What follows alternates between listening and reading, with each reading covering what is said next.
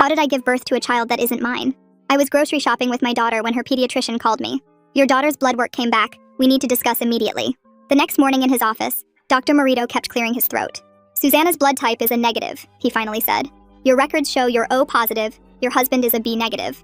He paused. Susanna cannot biologically be your child. I actually laughed because obviously the lab screwed up. These things happen all the time. But he was already sliding a second test across his desk from a completely different lab. Same results. My husband Zyler drove us to get DNA testing that afternoon. He kept squeezing my hand saying the blood type thing had to be wrong, but something in his eyes said he wasn't so sure. 3 days later, the results confirmed Susanna was his biological daughter, but she shared 0 DNA with me. His hand went limp in mine. What aren't you telling me? His voice was small, like he was scared of the answer. When I went to sleep that night, I found him going through my old journals looking for evidence of affairs I never had. When he found nothing, he demanded we prove I actually gave birth to Susanna. When I was crying too hard to respond, he just rolled his eyes and claimed I was gaslighting him. But a few days later, the hospital pulled our delivery footage. There I was, 5 years ago, pushing out this exact baby while Zyler cut the cord. But the administrator kept saying, this doesn't change the DNA results. Like I was too stupid to understand science. Zyler accused me of secretly using donor eggs. I kept begging him to remember the 36 hours of back contractions, him watching our daughter crown. But I guess my MIL's constant whisperings about how I shouldn't be trusted finally worked, because it was like talking to a wall. Zyler started sleeping in the guest room. He'd stare at Susanna during breakfast like he was looking for traces of another woman in her face. Susanna asked why Daddy wouldn't hug her anymore. We were at Olive Garden pretending to be a happy family when it happened. A drunk woman came up to our table laughing. Your daughter looks exactly like my sister who died 6 years ago. She pulled out her phone showing me photos. Susanna was identical. Same upturned nose, birthmark behind her left ear. My sister used to donate eggs. So who knows? The woman continued before walking away. Zyler played it cool until Susanna was asleep. You used a dead woman's eggs? He screamed in our kitchen. I grabbed his face and tried to show him the desperation in my eyes, but no amount of denying changed anything. My mother called the next morning asking why I'd done something so deceptive. And when I insisted I hadn't, she sighed like I was a teenager caught smoking. Just tell us the truth. We'll still love you. My dad stopped answering my calls entirely. Even my mother-in-law, who'd been there for Susanna's birth, suddenly remembered I'd been secretive during pregnancy. The next day, Susanna came home with her unicorn backpack dragging on the ground. Her tiny self was shaking. My classmate Timmy said I came from a dead lady. He said you stole me from her tummy. Her voice cracked. And Cynthia's mom told Cynthia not to play with me because I'm not real. She buried her face in my chest. Am I not real, Mommy? Update. My lawyer said that without biological connection, I had no case. The dead woman's family got visitation rights as biological grandparents.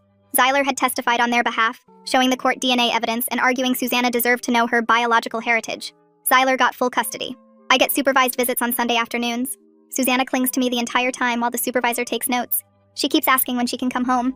I lie and say soon, but soon that lie came true. I was sitting in my car outside Susanna's dance recital when I saw them together. Zyler walking hand in hand with the woman from Olive Garden, the drunk one who'd shown me her dead sister's photos. She wasn't drunk anymore. She kissed Zyler while Susanna ran to them after her performance. Everything finally clicked. She'd never been drunk. Her sister never donated eggs. I hired a private investigator who found the truth within a week. Zyler and this woman had been together since before Susanna was born. I'd lost everything that mattered. And when you have nothing left to lose, you'd be amazed what you're capable of. I knew exactly what I had to do to get Susanna back. I sat in my car for 20 minutes just staring at them through the windshield. My hands were shaking so bad I couldn't even grip the steering wheel. Everything started making sense in the worst possible way. The timing of that woman showing up at Olive Garden wasn't random at all. She knew exactly when we'd be there because Zyler told her. The way he immediately jumped to accusing me instead of being confused like any normal husband would be. How fast my own parents turned against me when Zyler started spreading his lies. Even my mother-in-law suddenly remembering things that never happened during my pregnancy. They'd planned this whole thing together. I took out my phone and snapped a photo of them kissing while Susanna was still inside the dance studio. My hands finally stopped shaking because now I had a purpose. I drove straight to the office of a private investigator my divorce lawyer had mentioned months ago. The building was old and the elevator creaked, but I didn't care about anything except getting answers. I pushed the photo across his desk and told him I needed everything on these two people. Their history, their finances, their medical records if he could get them. Any connection between them needed to be found. He said he'd start immediately, and took a retainer that cleaned out most of my savings. But I didn't care because this was my only shot at getting Susanna back. 3 days felt like 3 years waiting for his call. When my phone finally rang, I was in the middle of making dinner and dropped the entire pot of pasta on the floor. His voice was serious when he told me to sit down. The phone records he'd pulled showed Zyler and this woman, Rebecca was her real name, had been calling and texting each other for over 7 years. 2 whole years before Susanna was even born. 7 years of them planning whatever sick game they were playing with my life. I met him at his office the next morning, and he spread out credit card statements across his desk. My stomach turned as I read through them. Regular payments to a fertility clinic starting 8 months before I got pregnant. All from a personal account in Zyler's name that I never even knew existed. Thousands of dollars going to this clinic while he was telling me we should just keep trying naturally. The investigator pulled up Rebecca's old social media posts on his laptop.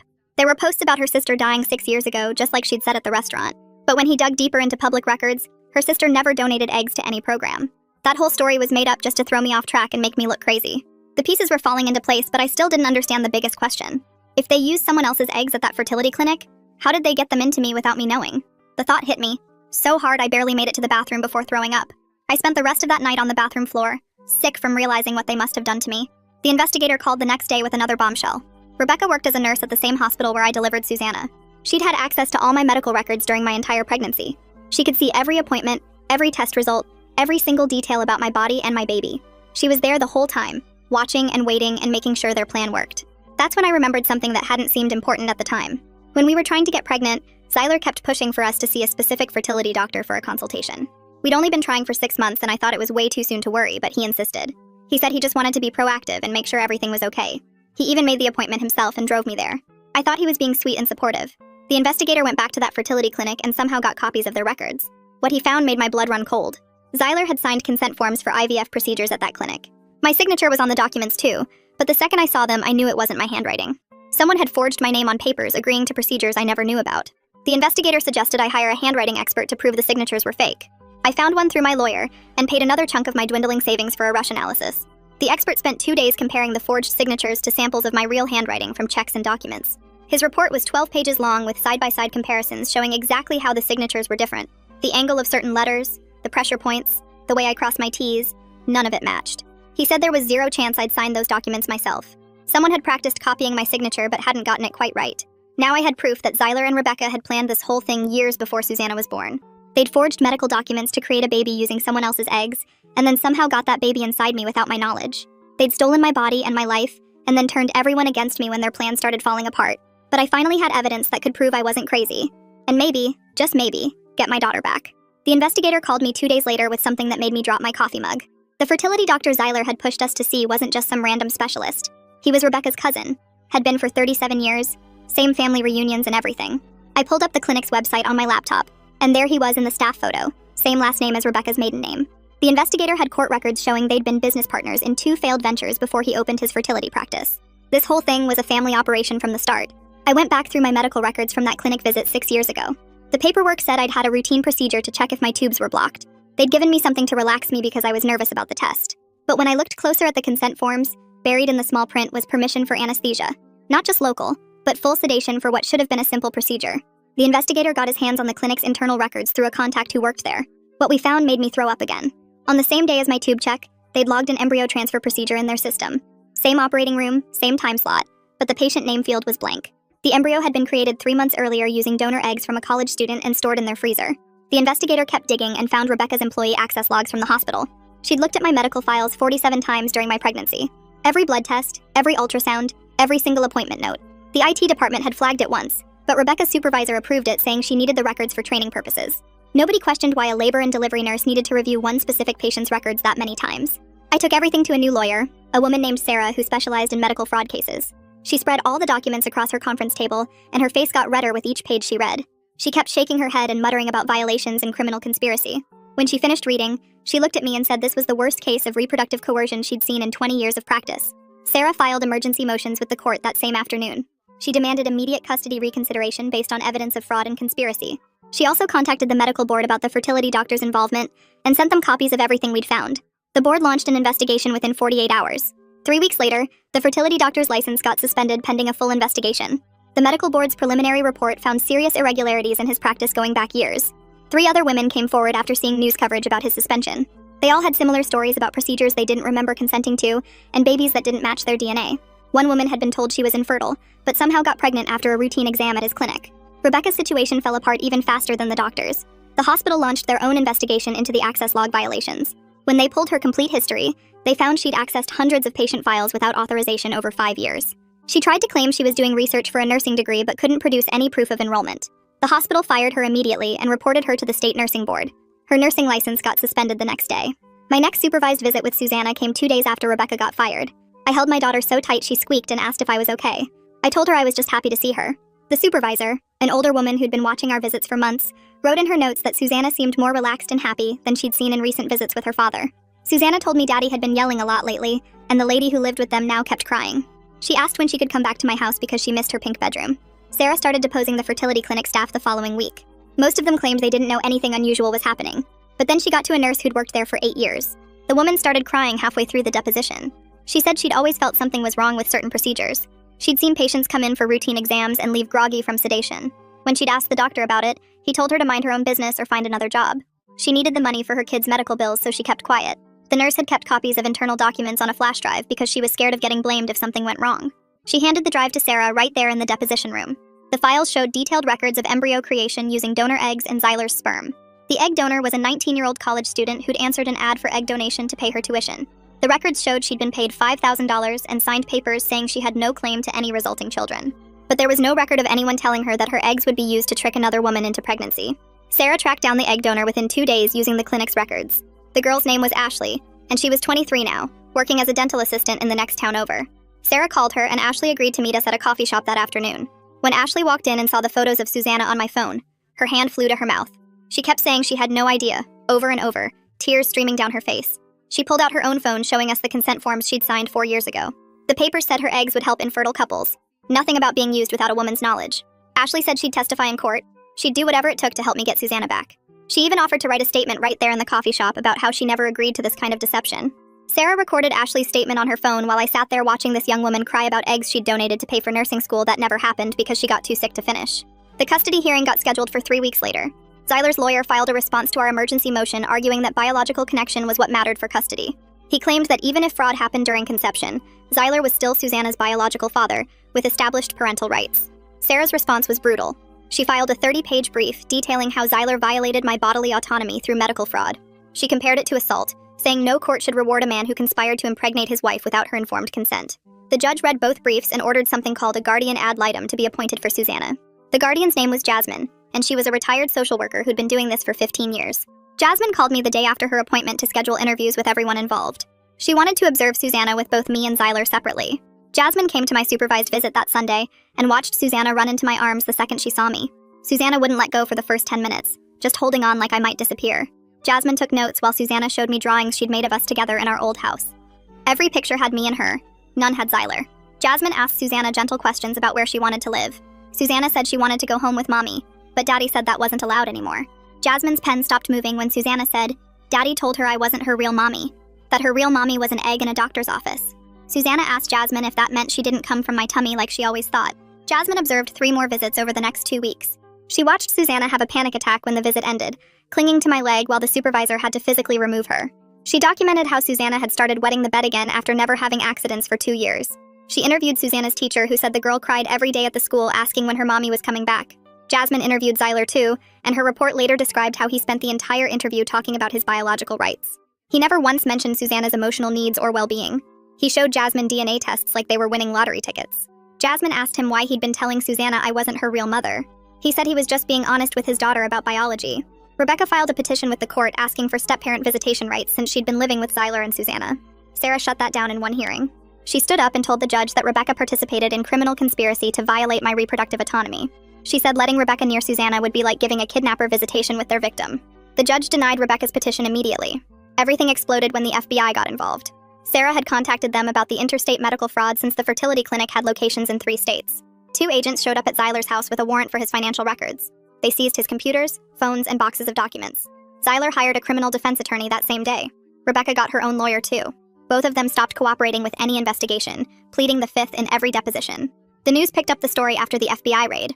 The headline read, "Local father accused of reproductive fraud in custody battle," with mine and Zyler's pictures underneath. My phone started ringing nonstop. My mom called crying so hard she could barely talk.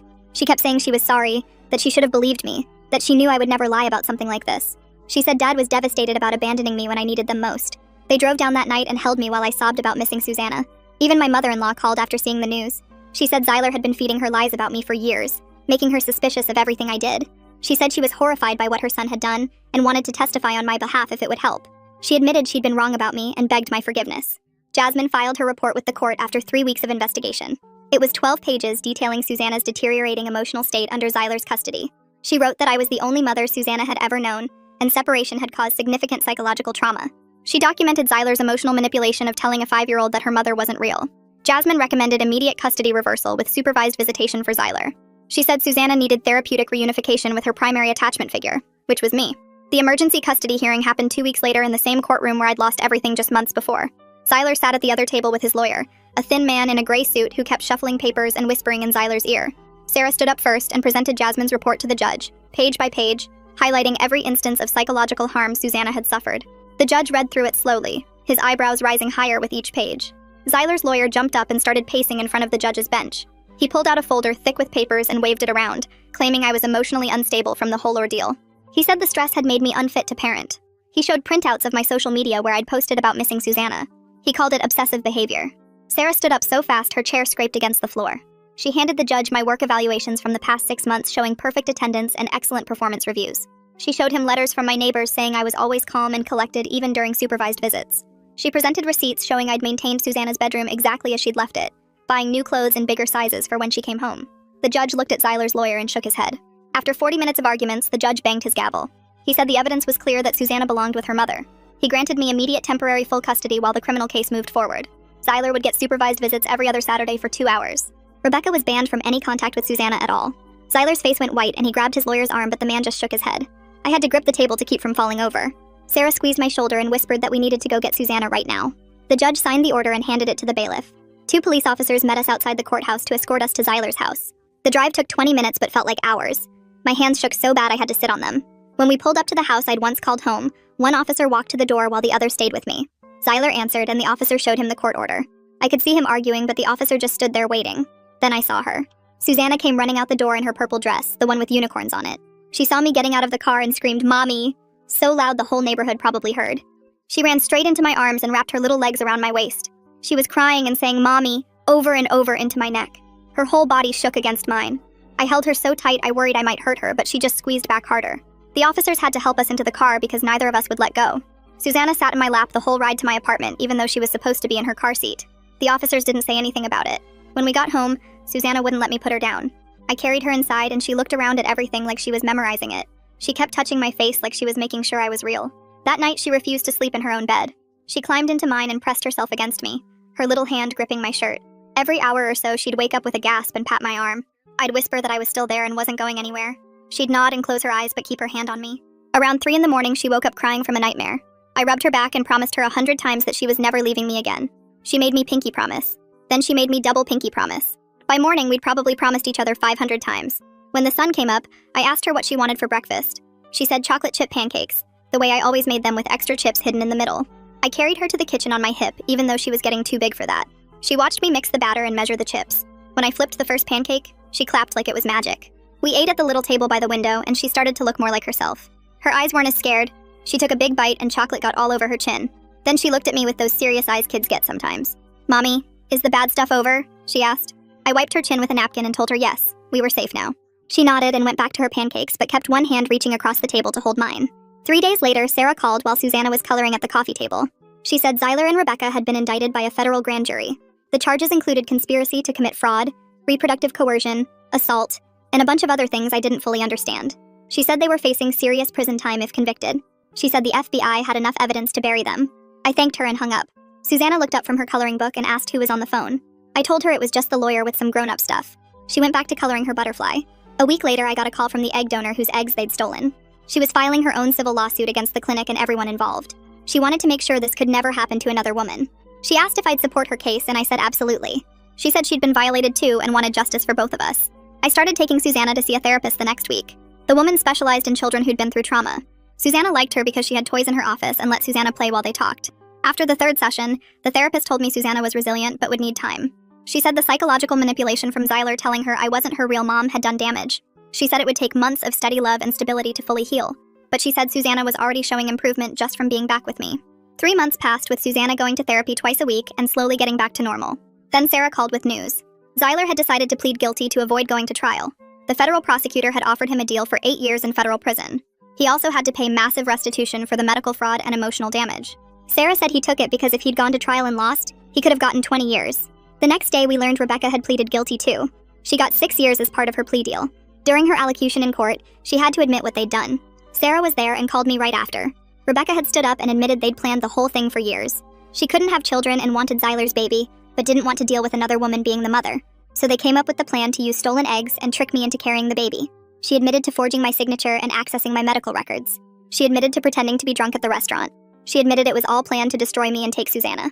The judge ordered the bailiff to take Rebecca back to holding while the court processed her guilty plea paperwork. 2 weeks later, the medical board called me about the fertility doctor who'd done this to me. They'd already pulled his license pending their investigation, but now they wanted my full statement for the criminal case. I spent 4 hours at their offices going through every single document the private investigator had found. The board's lawyer kept shaking her head as she read through the forged consent forms. She showed me 3 other cases they'd found just that week with the same doctor's signature on fake paperwork. The FBI agent assigned to the case said they were treating it as interstate medical fraud since the clinic had locations in 3 states. The main clinic location got shut down the next month with yellow tape across the doors and federal agents carrying out boxes of files. Sarah called me that afternoon saying 12 more women had come forward with stories about procedures they never agreed to. Some had eggs taken without consent, and others had embryos switched or destroyed without their knowledge. The civil lawsuit Sarah filed on my behalf moved fast once the criminal convictions came through. The clinic's insurance company wanted to settle quick before more victims joined the case. They offered $2 million, which Sarah said would cover everything Susanna needed, plus our fresh start somewhere new. I signed the settlement papers in Sarah's office while Susanna colored at the coffee table. We found a house 40 minutes away in a school district where nobody knew our story. The moving truck came on a Saturday, and Susanna helped pack her toys in boxes with unicorn stickers. She ran through the empty rooms of our old house saying goodbye to each one. Our new neighbors brought cookies the first week, and their kids invited Susanna to play without asking any questions about her past. My parents started picking her up from the school twice a week to make up for all the time they'd missed. They'd take her for ice cream and to the park, and spoil her with little gifts from the dollar store. My dad built her a swing set in our new backyard, and taught her how to pump her legs to go higher. My mother would call every night to read Susanna bedtime stories over the phone. Even my mother-in-law asked if she could maintain some relationship with Susanna through supervised video calls. She never mentioned Zyler and always kept the conversations light and fun for Susanna. She'd send birthday cards and holiday gifts and always signed them just Grandma without any other comments.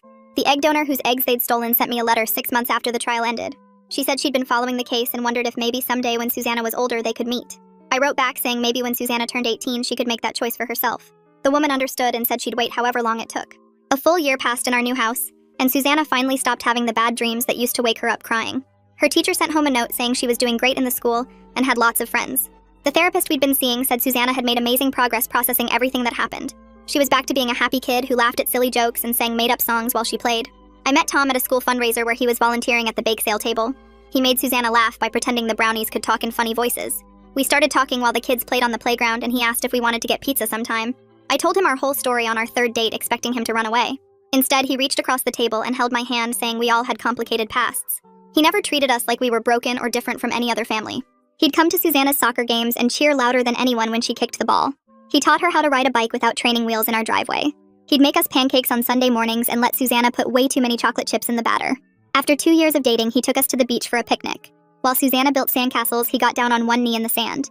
He pulled out a ring and asked if he could officially join our family. Susanna ran over screaming yes before I could even answer.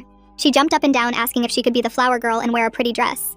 Then she looked at Tom with those serious eyes kids get and asked if she could call him dad. He started crying and said he'd be honored to be her dad if that's what she wanted. We got married 6 months later in our backyard with just 20 people there. Susanna wore this pink dress she picked out herself and carried a basket of daisies instead of throwing petals because she said that was boring. When it came time for speeches, she grabbed the microphone from the DJ and climbed up on a chair. She told everyone how happy she was to have a family that loved her and didn't care about blood types or DNA tests. My mom started crying and my dad had to walk away for a minute to compose himself. Even my mother-in-law wiped her eyes behind her glasses. The letter from Zyler came 3 weeks after the wedding. The prison return address made my stomach turn, but I opened it anyway. He wanted to see Susanna and said he had rights as her biological father. I called her therapist that afternoon and we talked for an hour about whether this would help or hurt Susanna's progress. The therapist said Susanna wasn't ready to process seeing him behind bars and might not ever be. I wrote back a simple no and filed the letter with all the other legal documents in case he tried to push it through the courts. The FBI investigation into the fertility clinics made national news 6 months later. They found patterns of fraud at 12 different facilities across 7 states. Congress started hearings and new regulations got drafted requiring video consent for all procedures and mandatory oversight committees. I got a call from a senator's office asking if I'd testify about what happened to us. I flew to Washington and sat in front of a panel of lawmakers telling them how my body was violated without my knowledge or consent. 3 other women testified that same day with similar stories of reproductive fraud. The coverage led to dozens of victims reaching out to me through social media and email. We started a private Facebook group that grew to over 200 members in the first month. We decided to meet in person and rented a church basement for our first gathering. 15 women showed up, and we spent 3 hours sharing our stories and crying together. We meet every month now, and sometimes the lawyers who helped us come to answer questions. Tom filed the adoption papers on Susanna's 7th birthday as her present. She'd been asking when he could officially be her dad, and the judge made it happen within 2 months. The courtroom was packed with our friends and family, and when the judge signed the papers, Susanna jumped into Tom's arms. She said he was the dad she always deserved, and everyone in the courtroom started clapping. 5 years passed faster than I expected. Susanna turned 10 and joined the soccer team and started learning piano. She knew her story in basic terms that her therapist helped us explain in age-appropriate ways. She understood that being loved was what made a real family, and that DNA didn't matter. Sometimes at night when I couldn't sleep, I'd think about Zyler in his prison cell. But mostly I didn't think about him at all anymore. He stole years from us, but he couldn't steal our future. Susanna was thriving, and that was all that mattered. The years kept moving, and suddenly Susanna was 16. The egg donor sent a letter on her birthday saying she'd followed our story and was proud of the young woman Susanna had become. Susanna read it at the kitchen table, then looked up at me. She said she was grateful to exist, but I was her only mom and always would be. She put the letter in a box with other memories and never mentioned it again. Tom and I decided to have another baby when Susanna was 8. We went through legitimate IVF with full consent and transparency at every step. The clinic we chose had cameras in every room and required both partners to sign documents in front of witnesses. Susanna came to some of the appointments and asked the doctors a million questions about how babies were made in labs. When her little brother was born, she was right there in the delivery room holding my hand. She became the most protective big sister you could imagine. She'd read him stories every night and taught him his colors and numbers before he even started preschool. When kids at the school asked why they didn't look alike, she'd just shrug and say families come in all shapes. The years started flying by after that, and I went back to the school when Susanna was 9. Law school at 37 wasn't easy, but I had a mission now. Every night after putting the kids to bed, I'd sit at the kitchen table with my textbooks spread out studying reproductive law and medical fraud statutes. Tom would bring me coffee and quiz me on case law, while our son colored at the table next to us. I graduated 3 years later and immediately started taking cases for women who'd been through similar violations. The first client called me crying so hard she could barely talk because her doctor had used his own sperm instead of her husband's, and she'd just found out after her son needed a kidney transplant. I helped her file criminal charges and win a civil suit that changed her life. Word spread, and soon I had a small practice focused entirely on reproductive fraud cases. More women kept finding me through support groups and online forums, and I never turned anyone away who couldn't pay. Susanna watched me work these cases and started asking questions about medical ethics and patient rights. By the time she hit high school, she was writing papers about informed consent and bodily autonomy that made her teachers suggest she consider pre-med or pre-law. She chose bioethics instead because she wanted to change the system from the inside. The acceptance letter from her dream college came with a full scholarship, and she screamed so loud the neighbors came to check on us. At her high school graduation, she was chosen to give a speech as salutatorian. She stood at that podium in her blue cap and gown and told the whole auditorium about fighting for truth when everyone calls you crazy. She looked right at me when she said her mom taught her that love makes a family and standing up for what's right matters more than being believed. The whole place erupted in applause, and I ugly cried into Tom's shoulder while our son recorded it on his phone. We took a family vacation to the beach that summer to celebrate before she left for college. Susanna and her brother built sandcastles while Tom and I watched from our beach chairs, and I realized we weren't just okay anymore. We were actually happy. She came home for Thanksgiving, her first semester practically vibrating with excitement about her medical consent law class. Her professor was using our case as an example of systemic failures in reproductive medicine, and she'd gotten to present on new legislation being proposed. She said she was going to write policy that would prevent what happened to us from ever happening again. The call about Rebecca came during Susanna's sophomore year. The prison called to inform me as a victim that she'd died from pancreatic cancer that spread too fast for treatment.